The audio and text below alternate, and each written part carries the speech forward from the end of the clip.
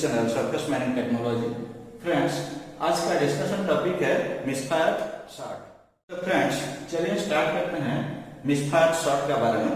Friends, misfire shot क्या होता है ना, एक चार्ज ब्लास्ट फॉर्म में एक्सप्लोसिव्स रहता है एंड प्राइम चार्ज रहता है एंड एक डिटोनेटर रहता है। तो फ्रेंड्स, और डिटोनेटर जो है और डिटोनेटर अनेबल टू डिटोनेशन या डिटोनेशन होने के लिए अनेबल हो जाता है या फेल हो जाता है। एंड सेकेंड थिंग, जो प्राइम चार्ज रहता है वो प्राइम चार्ज एक्सप्लोजन होने के लिए फेल हो जाता है या अनेबल हो जाता है। और नेक्स्ट और एक है कि अगर डिटोनेटर डिटोनेशन हो गया एंड प्राइम चार्ज भी एक्सप्लोजन हो गया, देन जो मेन चार्ज रहता है, main charge of explosives blast form में जो मेन चार्ज ऑफ एक्सप्लोसिव्स रहता है वो अनेबल हो जाता है या फेल हो जाता है तो ब्लास्ट हो। Friends, a detonator fails to detonation या unable to detonation. Second point, after detonation it fails to blast the main charge of explosives charge in the blast hole.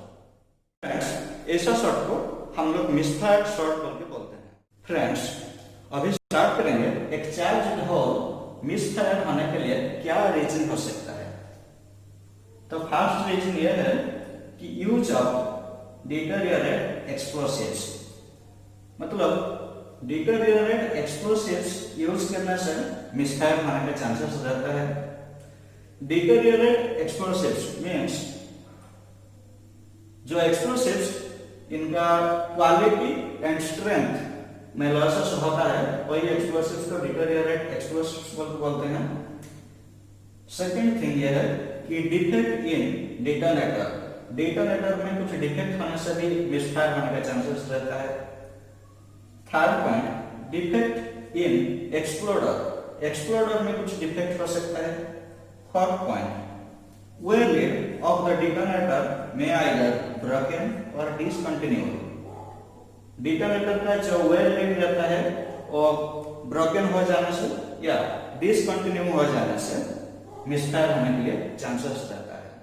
Friends, next point ये है कि discontinuity of short firing cable में अगर discontinue आ जाएगा तो misfire होने का chances रहता है। Then 6 point, bad or poor connection between the terminals of exploder and short firing cable.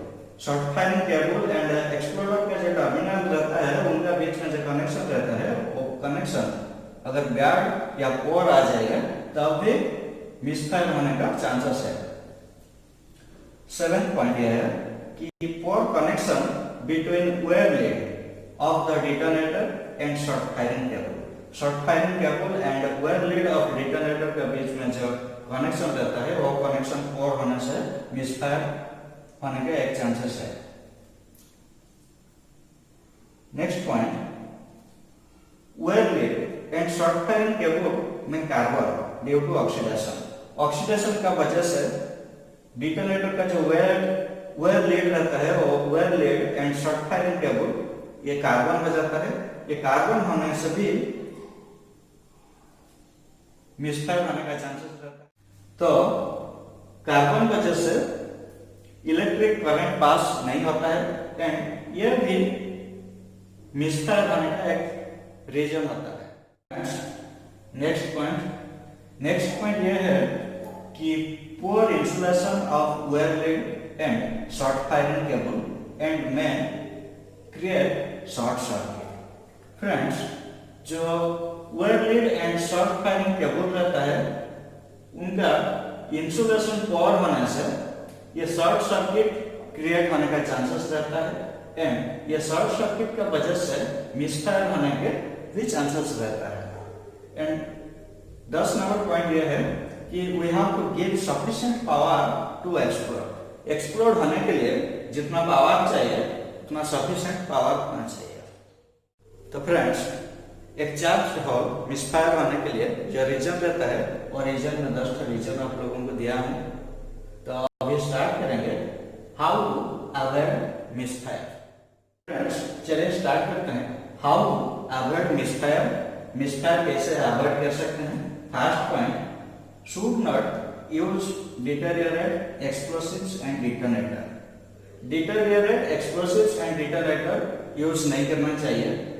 Second thing, check wire lead of detonator, detonator का जो वेयर लीड रहता है वो चेक करना पड़ेगा। Third point, check short firing cable, short firing cable को check करना पड़ेगा before blasting. And fourth point ये है कि use good condition of exploder, exploder जो यूज होता है वो अच्छा कंडीशन का होना चाहिए।